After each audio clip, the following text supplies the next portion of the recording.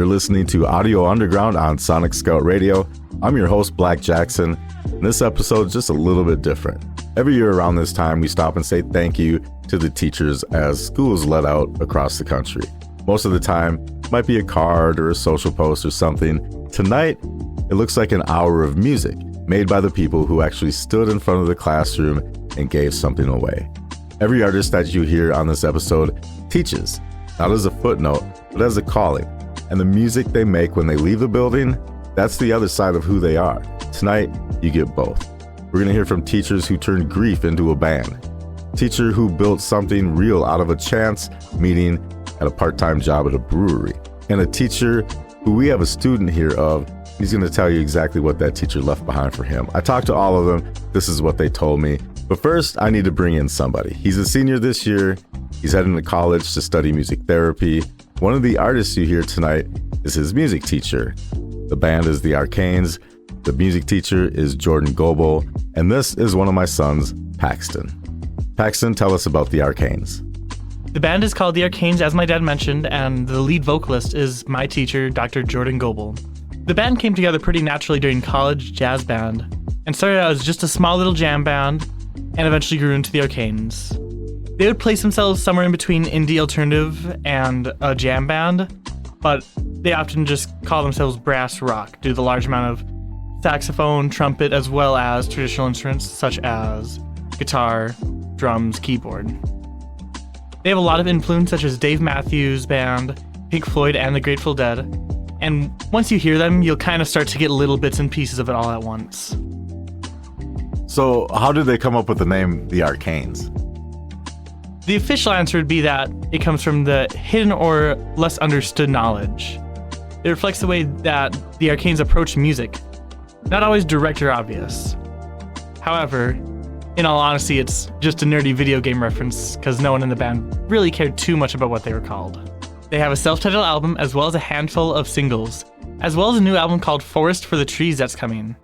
There's also a show in Brainerd this summer, so stay tuned for that. You can follow them on Instagram at The Arcanes Minnesota. This first song is called 6-8. Here are The Arcanes.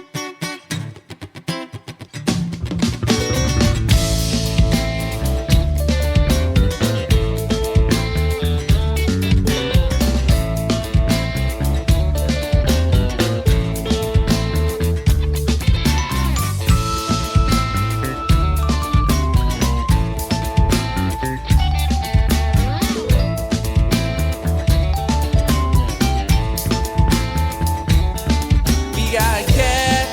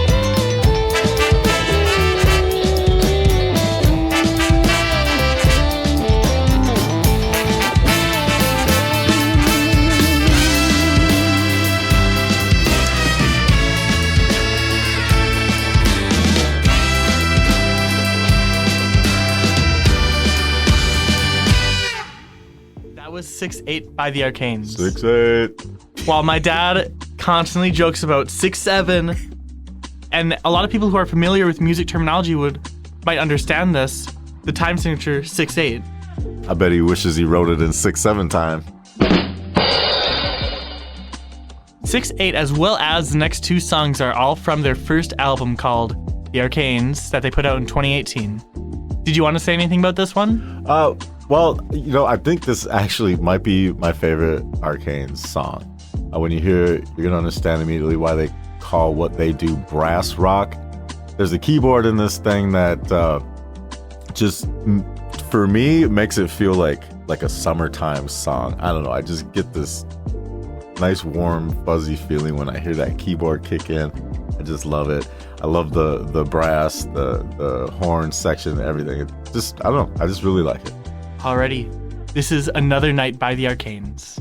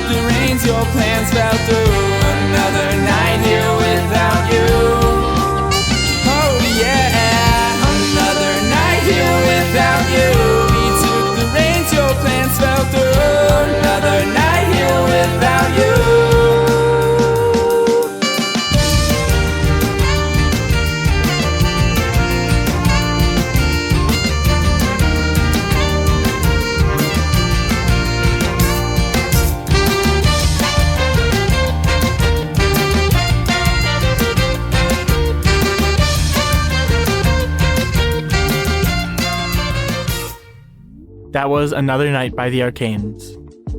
This next song is probably going to be my favorite song from the Arcanes.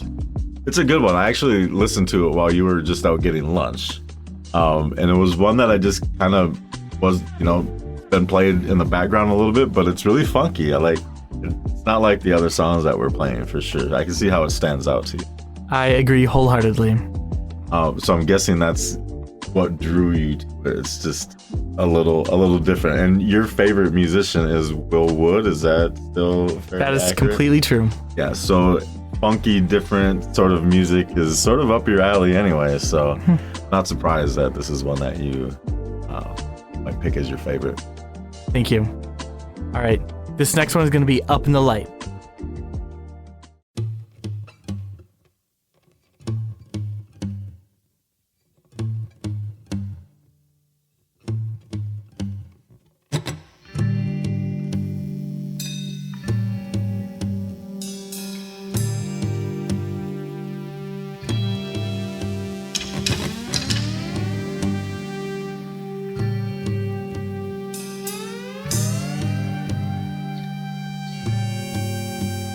Punch the clock, waste the day. A mind at work is a mind that's not astray. You know, dangers grow when you have the time to leave your mind at home. Check it out.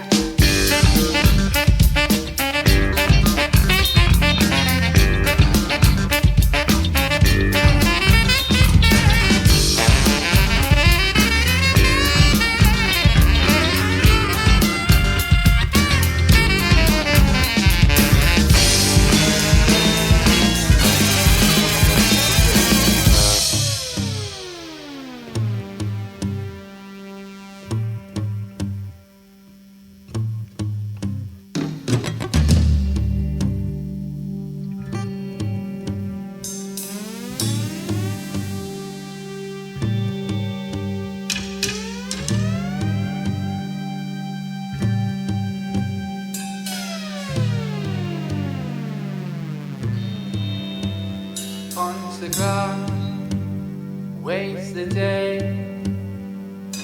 Mind at work is a person willing to pay. With time, we lose half the life we have to pick and choose. Check it out.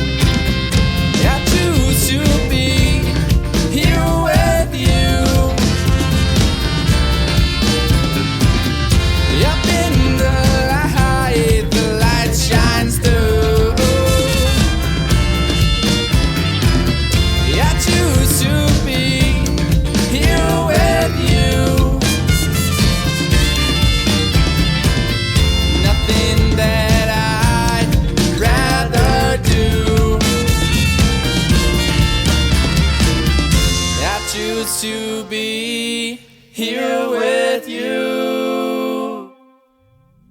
That was Up in the Light by the Arcanes. In 2024, they put out a couple of singles, Black Holes and Decisions. This next one we're going to be playing is Black Holes, which he wrote in the early 2020s, around the same time as the Black Lives Matters protests in the Twin Cities. This is Black Holes by the Arcanes.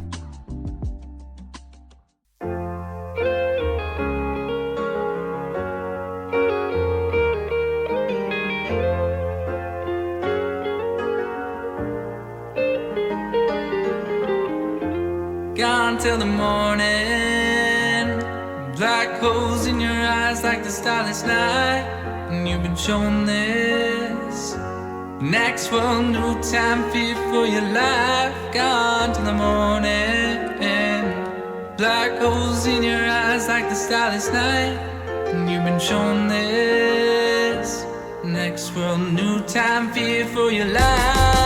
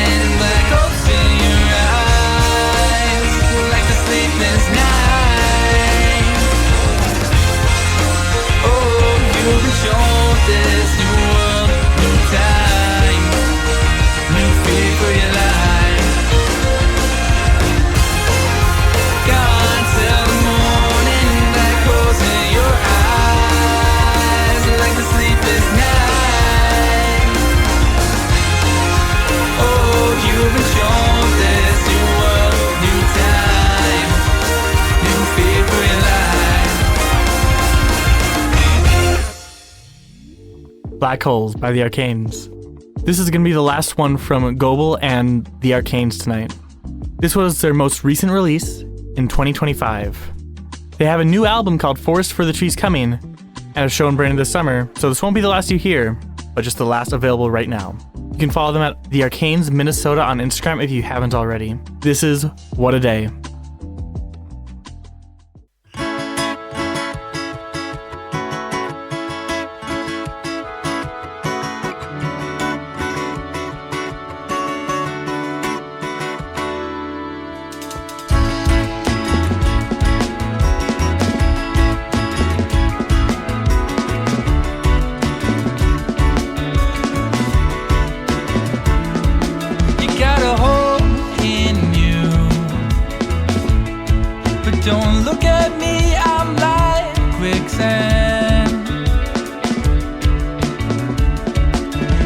you seem to see.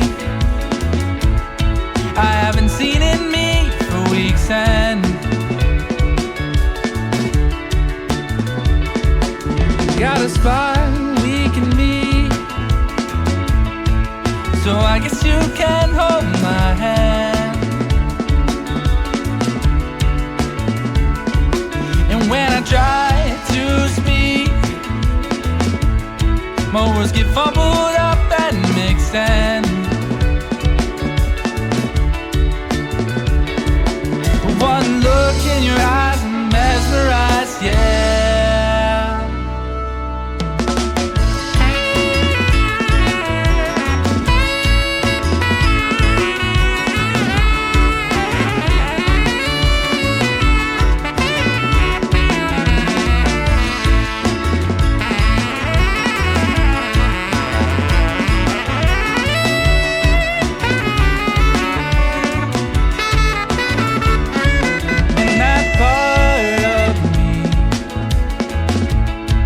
Have I lost it to the sense? You're like a floating leaf, pushed up just to crash again.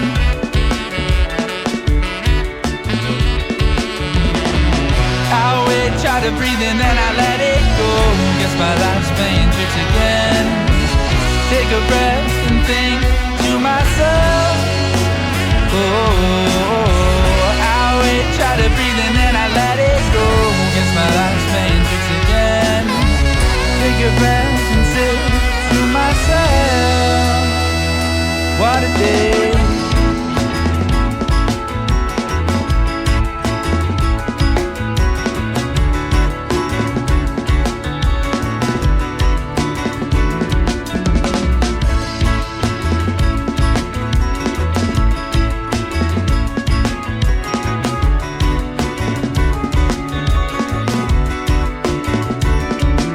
Sun's melting through,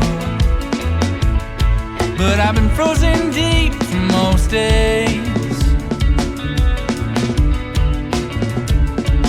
In that spot we knew, I almost forgot what you'd say. Have I changed?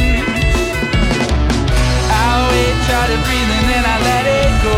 Guess my life's playing tricks again. Take a breath and sit and think to myself, I wait, try to breathe and then I let it go. Guess my life's playing tricks again. Take a breath and sit and think to myself.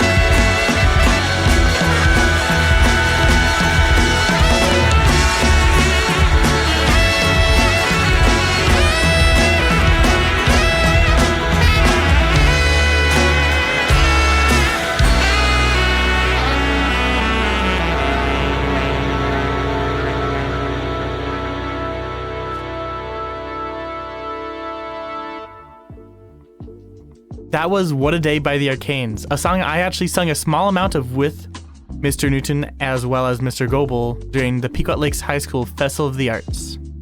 Very cool. I did not realize that. It was just a small little performance. I think you had already left at that point. It was a surprise, like, hey, do you want to come up and sing? Because Goebel wasn't really in the mood to sing his song. Speaking of Festival of the Arts, I want to talk about one song that I performed during that. In our last band concert, Goebel razzed all the seniors, and I want to take my chance to razz him now that I'm going to be talking about him. Hey, the mic is all yours.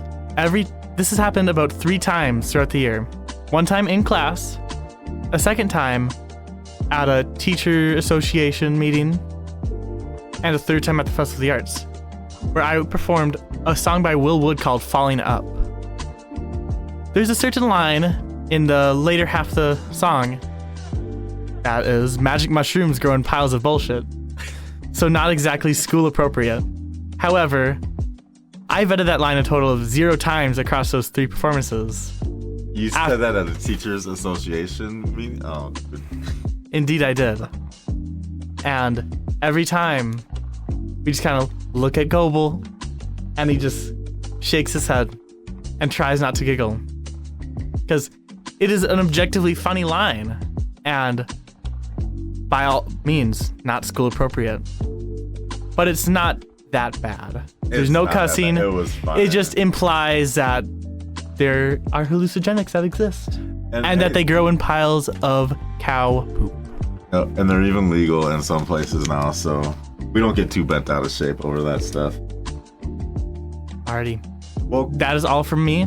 I'm going to hand it back to blckjcksn. Thank you so much for joining us today, Paxton. It really means a lot to have you here today to come and help with this and to, just pay homage to your teacher a little bit. I know he's been a big influence on you throughout, the last couple of years of your high school career anyway. And so I just wanted this for you and him and give you an opportunity to come here and say a couple things about him and showcase his music for us. So thank you very much. Of course. Thank you for having me. You're welcome back anytime. Everybody, that's Paxton Wait Learned. Thank you.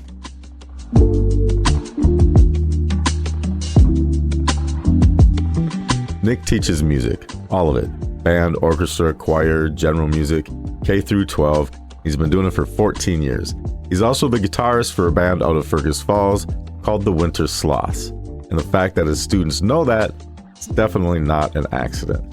I talked to Nick about what music looks like at both ends of the spectrum, a kindergartner just figuring out what sound even is, and a senior in high school who's about to walk out the door for the last time. This is what he told me. I would say a kindergartner would experience music through play, curiosity. They're not too worried about being really good at it yet. They're just moving and singing and figuring it out honestly, and it's just a really cool way for them to play. All the way through a senior in high school who experiences music much more personally. By then it's tied to their identity and their friendships and their confidence. They start to understand that music can say things that maybe they haven't quite figured out how to say for themselves yet. Teaching that entire range really shows me that music can be so incredibly simple and deep at the same time. At the core of it, it's just about connection and expressing something real. And whether you're in kindergarten or 12th grade, that's the thread that runs all the way through. That thread that he's talking about, connection, expressing something real, that's what this whole episode is all about. And Nick lives that thread on both sides. He teaches it every day, and then he goes home and practices what he preaches.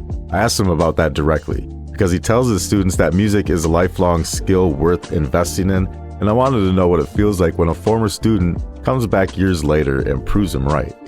I'd say the most rewarding part of the job is when students reach out and let me know that music is still in their life somehow. Not because I expect students to become professionals, and I know for sure through experience that most won't, but when someone tells me they're still playing their instrument after work, or singing in a group, or singing in church, or started a garage band with their friends. It means that music has become part of their life rather than a thing they had to do in school that they survived. And that's always been the goal for me as a teacher. I want students to leave my class knowing music isn't just something you do for a grade or for a concert. It's something that can stay with you forever and make your life better in meaningful ways. Not a thing they survived, exactly.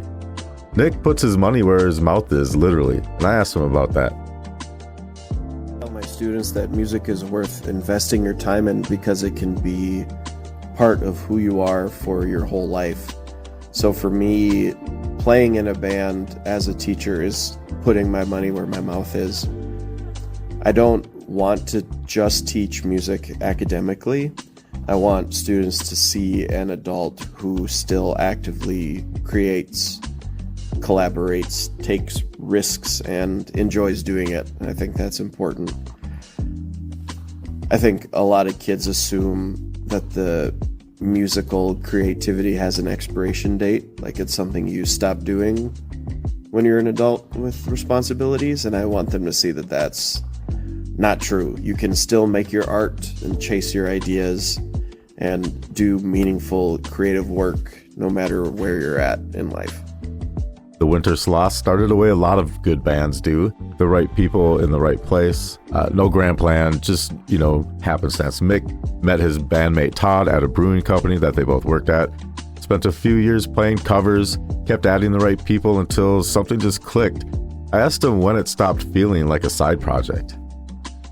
Yeah, I think it became real the moment we realized we had something to say creatively and not just songs to play. For a while it was just fun while we were playing covers and seeing what worked for us. But once we started writing original music and people were connecting to it, that changed things for us, I think. I don't know that there was really one giant breakthrough moment. It was more just a whole bunch of little things. Hearing people sing back to us on songs that we wrote at shows, and people engaging with us positively online, and realizing that we were kind of planning our lives around our band without really meaning to. And at some point you look around and kind of realize, this is something we're really excited about. It's not just a hobby anymore. Planning your lives around the band without even meaning to. That's definitely one way of knowing. They've got new material coming. Nick couldn't say too much, but I did ask him about the feeling behind it. Not the sound, just the feeling. Yeah, so for the new record coming up, I think the feeling that we're trying to capture is the happier bits of nostalgia. It's about reconnecting with the music that made us fall in love with music in the first place. Kind of a love letter to growing up in the 2000s, where we discovered our bands by trading CDs with friends and getting our mixes that ways, and our late night drive trips and the headphones on, laying in your bed, feeling songs understood you time for us. I think the new material carries that, sort of emotional intensity you feel when you're younger, filtered through our perspective now that we're adults. I'm hoping it comes across as reflective and energetic and hopeful. A love letter to growing up. Trading CDs, headphones on, laying in bed, or the Papasan chair like I used to do. Feeling like a song understood you. If that doesn't describe why you got into music in the first place, I don't know what does. The first one here is called Little Demon. This is the Winter Sloths.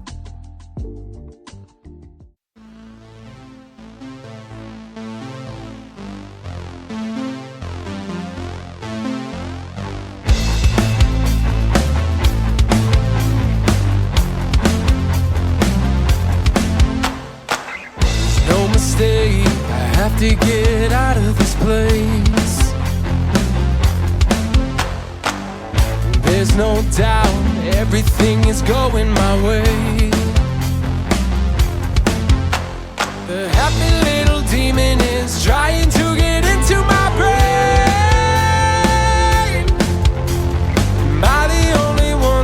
a happy little demon should stay.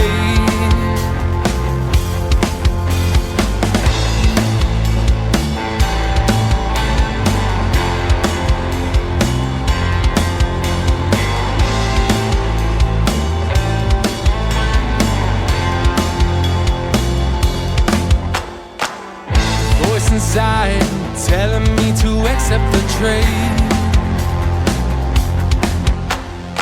Happy little demon, always laughing in my face. Gonna hold on to this light, never let the darkness fade. Get out of my playground, this is not my fate. Yeah, we know there's absolutely nowhere to go.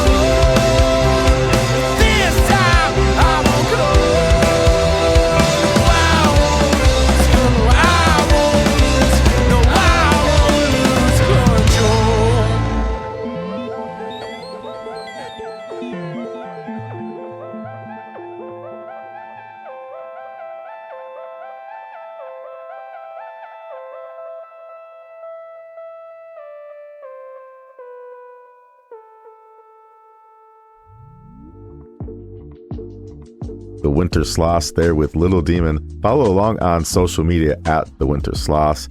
All right, so this next one, Fake It, for every senior out there who has absolutely no idea what they're doing next and is just hoping nobody notices, this one's for you. Sometimes that's the whole game. The Winter Sloths with Fake It.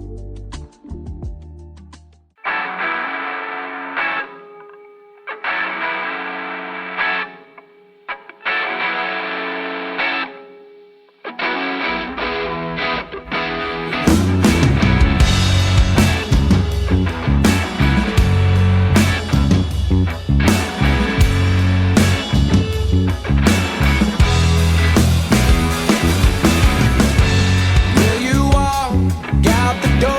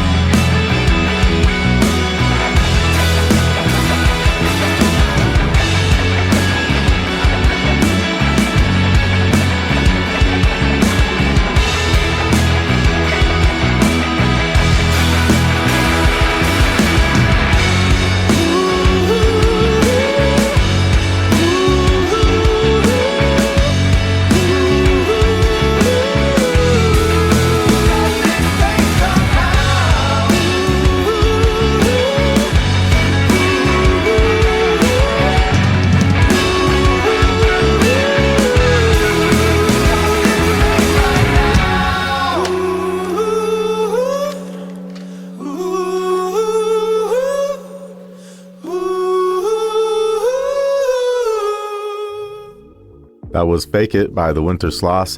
Before I play one more from Nick and the band, I want to come back to something he said. Because we're at the end of the school year, a lot of students are walking out of the classrooms for the last time right now. I asked Nick what he hopes they're carrying with them when they go. I think when students leave my room for the last time, I hope more than anything they leave with confidence. Confidence to make things, try things, to fail and keep going. I think music teaches that better than almost anything because you can't hide. You have to participate. I tell my students all the time it's the ultimate team sport because you can't be on the bench when you're having an off day. Beyond music, I hope they leave knowing they mattered in my room, that they were seen and encouraged, and they are capable of more than they thought they were. And if they can carry that into adulthood, then I think I've done my job. They mattered in his room, they were seen, and they were capable of more than they thought they were. If you had a teacher who made you feel that way, you know exactly what that means. This last one from the Winter Sloths is called Photosynthesize. It's about facing the sun and growing tall. For every student standing at the edge of whatever comes next, this one was made for you. Here's the Winter Sloths, Photosynthesize.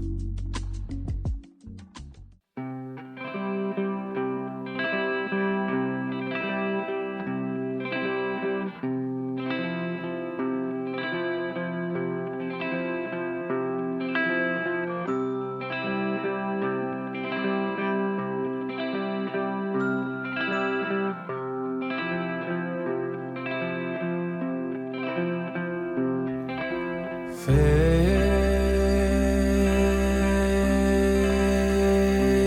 the sun.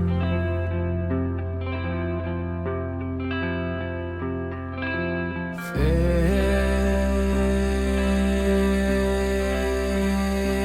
the one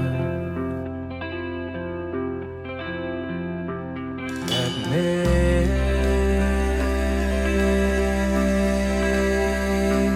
you live.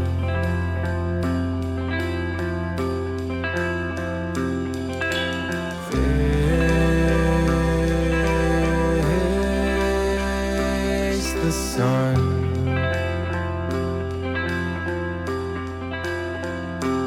Feel the warmth on your skin. Feel the warmth on your skin and bow down.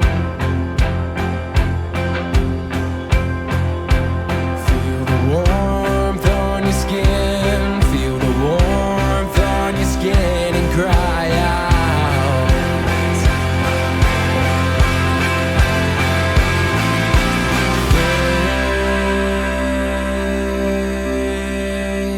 Face the sun.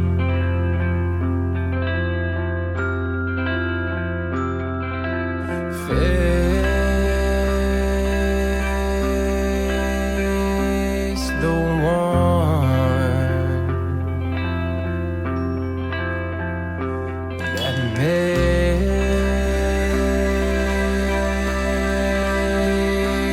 you live.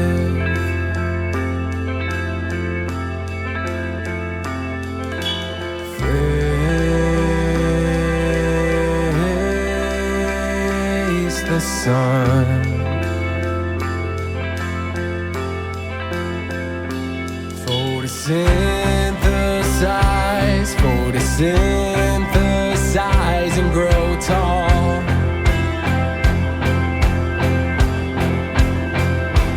Photosynthesize, photosynthesize for us all.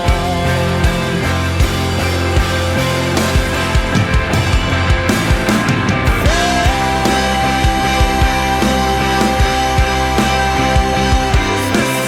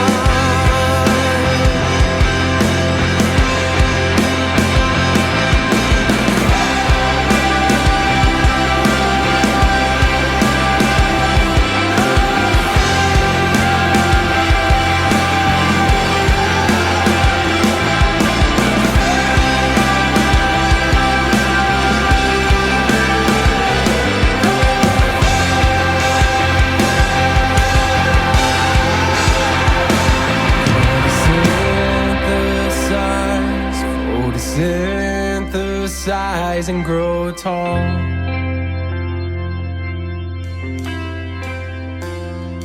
Photosynthesize, photosynthesize for us all.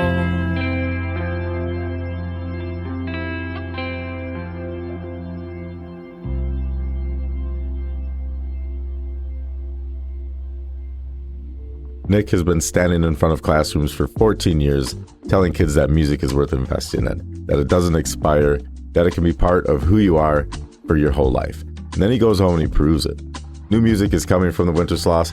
Follow them on Instagram at the Winter Sloths and be there when it drops, because if what Nick told me about the feeling behind it is any indication, you're not going to want to miss it. Thank you, Nick, for the music and for everything you do for those kids every single day. I'm going to tell you about a house in Kentucky. It sits somewhere in the Appalachian Hills, turn of the century, the kind of place that has a little bit of weight to it. And up in the attic, or what Bobby will tell you isn't really an attic, it's actually a pretty nice space. There's a drum set, tangle of cables, microphones, guitars, recording equipment. Two guys who teach English for a living, making noise together in the space one of them invaded with his stuff and just never really left. That's the Dusk Hold. And before I tell you anything else about them, I need to tell you about David Jones. David was their college roommate. Three guys who shared a deep love of music and writing, spending hours together talking, creating, arguing over words, refining ideas. Bobby and David had been playing guitar together and writing songs for years, long after college ended. Jared wasn't a musician, but he was always there, listening, offering feedback, being the third voice in the room that really just made everything better. In 2023, David passed away after a long battle with cancer. And Bobby did what some people do when they don't know what else to do. He kept going. He kept making music. He bought a drum set, and he walked up to Jared, his buddy, and said, "You're going to learn how to play this." Jared said, "Okay." That's it. Now they are the Dusk Hold. I talked to Bobby and Jared about all of that. This is what they told me. The Dusk Hold started in grief, but it's not a grief project. I wanted to know how they made sure it became something David would have wanted to be part of, rather than just something made about him. You know, that's such a great question. I know in the beginning, I don't remember any specific conversation that Bobby and I had as to why we were really doing this. I think it was still, a little too near, but I do remember, fairly early on after we got together and started playing and became a little bit more dedicated, we were rehearsing here at the house one afternoon, and we were just taking a break. We went out on the porch just to kind of talk, and I think that was the very first time that we had a conversation about it. And I remember we just kind of looked and said, this is something that Dave, Dave would have loved this. He would have absolutely loved this. He loved making music. He loved his friends, and it's something that from there on out I was really a little bit more conscious of, and it's something that I always think about a lot. So I don't really ever question the fact that Dave would have loved to have been a part of this and would have loved to have seen it. I think Jared is right. We didn't initially start it to really commemorate Dave, to write songs about him, which is something that he would have hated altogether. But more just for me, the initial idea was just to keep on going. Where he and I had been working in whatever way that we could, maybe, and hope to make something that he would be proud of and that he would have wanted to have been a part of. And like Jared said, I absolutely think that's what we've made. He would have hated songs written about him. So instead, they made something he would have wanted to be part of. That's a different thing entirely, and it's a distinction that tells you everything you need to know about who David Jones was and who these two are. Jared wasn't a musician when all this started. I asked about the moment Bobby handed him an instrument. Yeah, I remember that conversation very well. We were talking one night, and Bobby had expressed, the desire that he he wanted to start playing music again, and just kind of in jest, I said, well, I mean, if you need a drummer, I mean, I can try to hold that down for you. And I remember that he said, I'm serious. I mean, I'll take you up on that. And I kind of thought, whatever. And then, about a week later, he pulled into my driveway with a brand new drum set, and we kind of went from there. And it was a little intimidating at first, but and it was messy, and sometimes it's still messy, but I've come to believe that it's always worthwhile, making a mess and making noise with your friends. I think Jared puts a little bit more of a serious spin on it than the conversation actually was. I believe I said, I'm going to buy a drum set and you're going to drum. And he said, all right. I was like, no, you're going to. I was like, I don't care how much of a caveman you are, you're going to be beating on these things. But when I brought it in, the first song that we worked on, the first song that I taught him was I Don't Need You Anymore. I taught him how to play 4 on the floor and went from there. Making a mess and making noise with your friends. And the first song Bobby ever taught Jared to play was I Don't Need You Anymore, which is one of the 2 songs you're going to hear from the Dusk Hold tonight. They're both English teachers. Bobby and David spent years together doing what good writers do, hunting for exactly the right words. I asked Bobby what a songwriter brings into an English classroom that someone else might not. I believe in thinking about actually teaching English, a songwriter brings really what any writer is able to bring to teaching the subject that maybe someone who isn't a writer can. So you can teach grammar and syntax, stuff like that, to your students, but really being able to communicate to them the importance of the individual word, the correct word, in any case. I think a writer, a songwriter, a fiction writer, a poet, whoever they may be, can help guide students to that in a way that maybe someone who's not a writer could. That's not to say that, of course, anyone who is not a writer, who has studied English literature, is not a good teacher of English, but it's just a different way of approaching it. The importance of the individual word in a song, in a sentence, in a conversation that matters. That's what they're teaching. I asked about the space they work in. The attic that Bobby says really isn't an attic, the one he slowly invaded with gear and cables and guitars. No, the house actually is Jared's house. And I love our attic space. It's not, an attic is kind of the wrong word for it, because it's actually a pretty nice little space. It's small, can't fit a lot of people up there, but it's a good space, and it's kind of a way which we can retreat and kind of invaded Jared's house with my stuff, with my equipment, with recording equipment and guitars and drum sets and mics, and always bringing new stuff over. But having built that space that is our space to create music is something special. And the fact that we are Appalachian, both of us by birth, like this is the area that we're from, even though it's pretty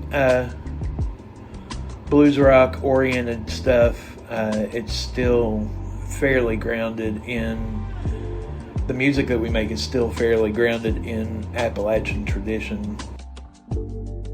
Appalachian by birth, grounded in that tradition, even when the music doesn't announce it. That place is in the music, whether they're thinking about it or not? And then I asked them the question I asked every teacher on this episode. At the end of the school year, when those kids have walked out of your classroom for the last time, what do you hope they're carrying with them?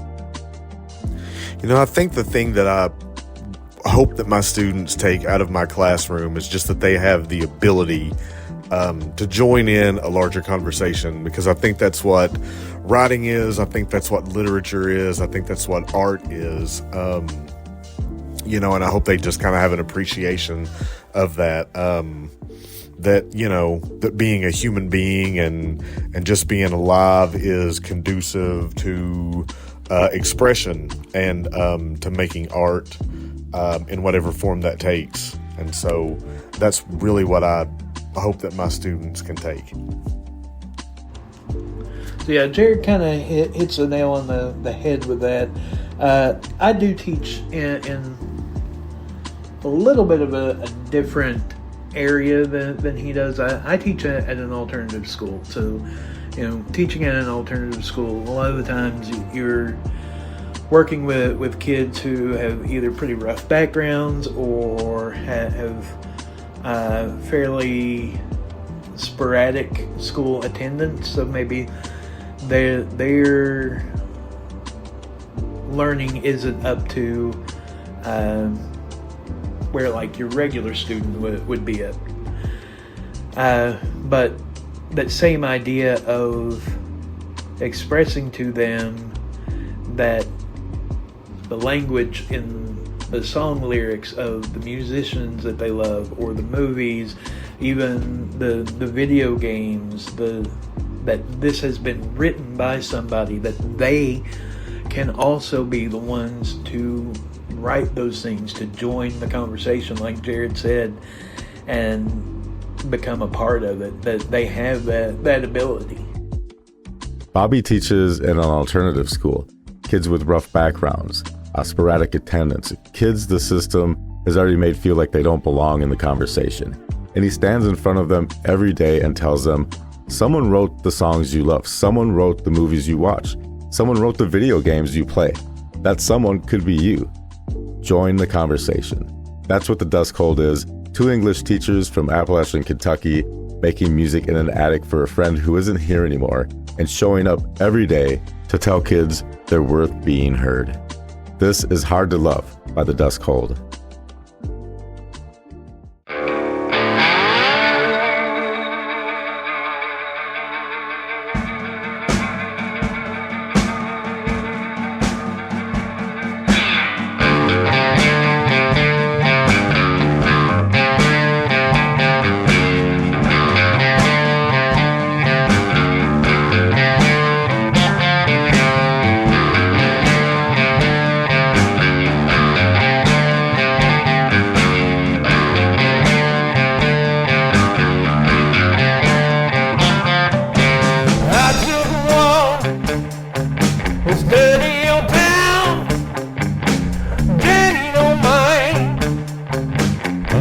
Love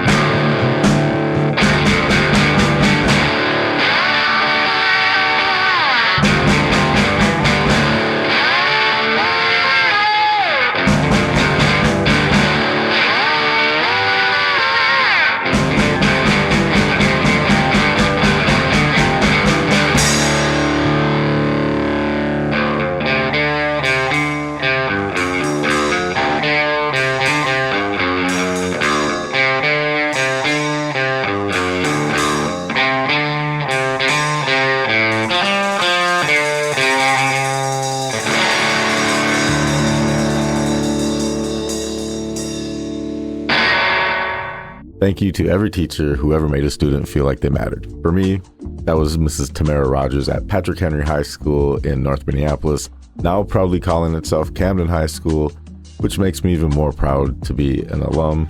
The goal is to set them up so they don't need you anymore. Every teacher on this show tonight and every teacher out there who brings that same dedication and passion every single day, you are owed a debt of gratitude. I'm Black Jackson for Audio Underground on Sonic Scout Radio. On behalf of my 4 graduating seniors, again, thank you. This is the Dusk Hold with I Don't Need You Anymore.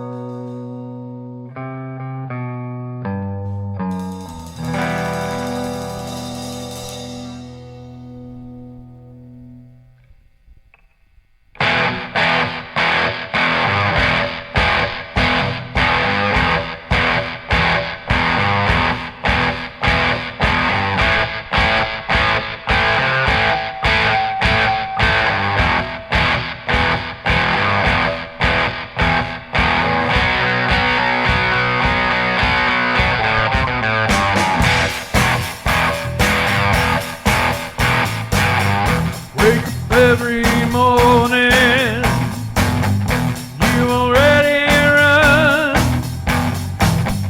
There ain't nothing can save us from the damage we've done.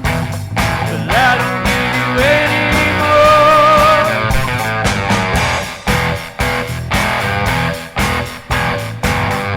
Save a piece of the wreckage for the